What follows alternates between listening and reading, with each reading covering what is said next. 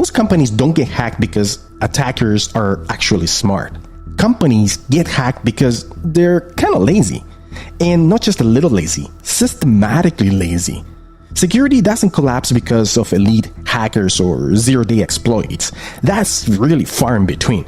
It fails because of weak processes, bad habits, and simple misconfigurations. Hey guys, this is Duran from Get Cyber, and today I'm exposing the real reasons why companies get hacked from the inside out. And more importantly, in this video, I'm going to show you how you can fix this before it destroys your company. See, most breaches start the same way.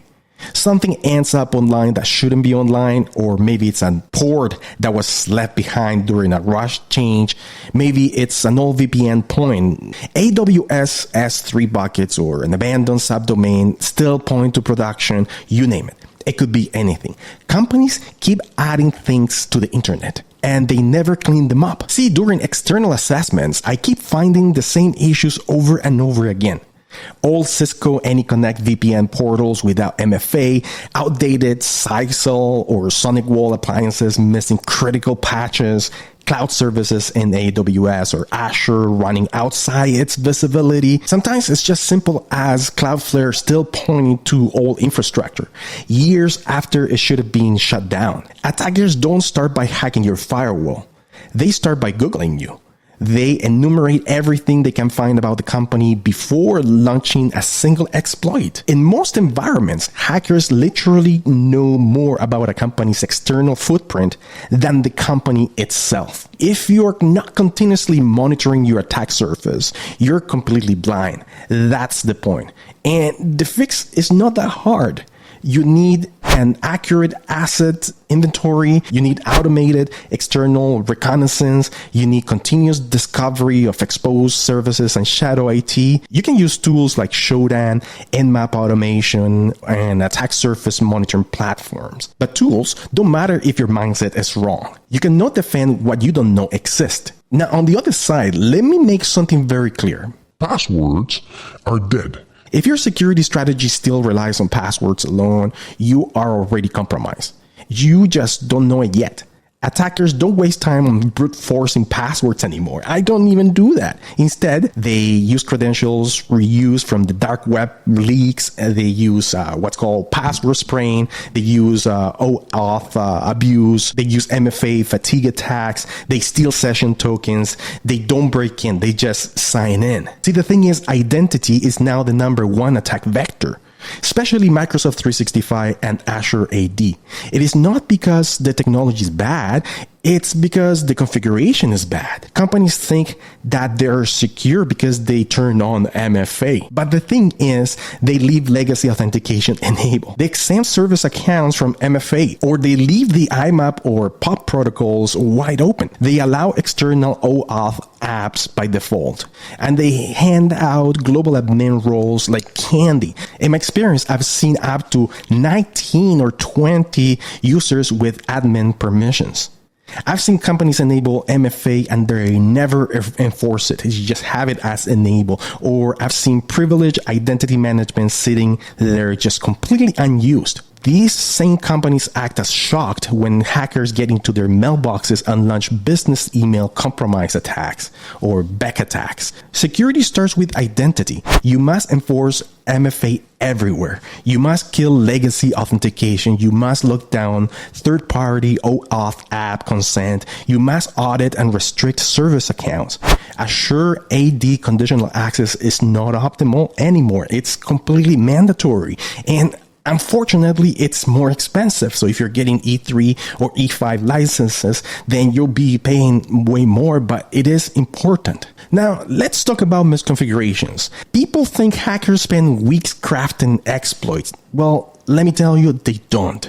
They exploit defaults. Default passwords, default firewall rules, default shares, default Kubernetes dashboards, default Jenkins pipelines running as root, for example. That's all they need. I've seen file shares wide open to the entire organization. I've seen AWS S3 buckets exposed to the internet by mistake. I've seen production Linux servers with SSH exposed directly to the world. I've literally seen RDP open to the public internet on domain controllers. If your environment looks like that, hackers don't need skills. They just need an internet connection. That's how bad it is.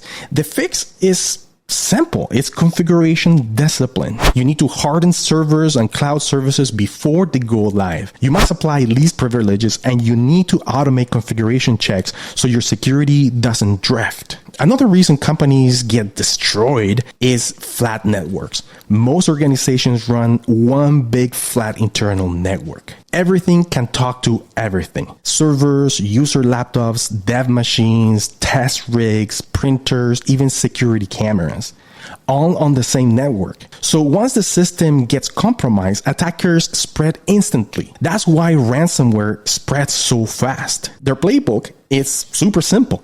Phish a user, dump credentials, move laterally, find the shares, and encrypt everything. It works not because they're sophisticated, but because the network was built without any segmentation. Well, the fix for this is segment internal networks. Separate privilege levels, restrict east-west traffic, use zero trust controls inside the network, not just outside. Here's another brutal truth.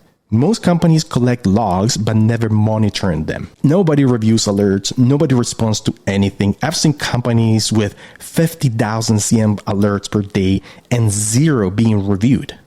I've seen SOC teams acting like ticket routers instead of threat hunters. I've seen logs collected for just compliance but never actually used to detect threats.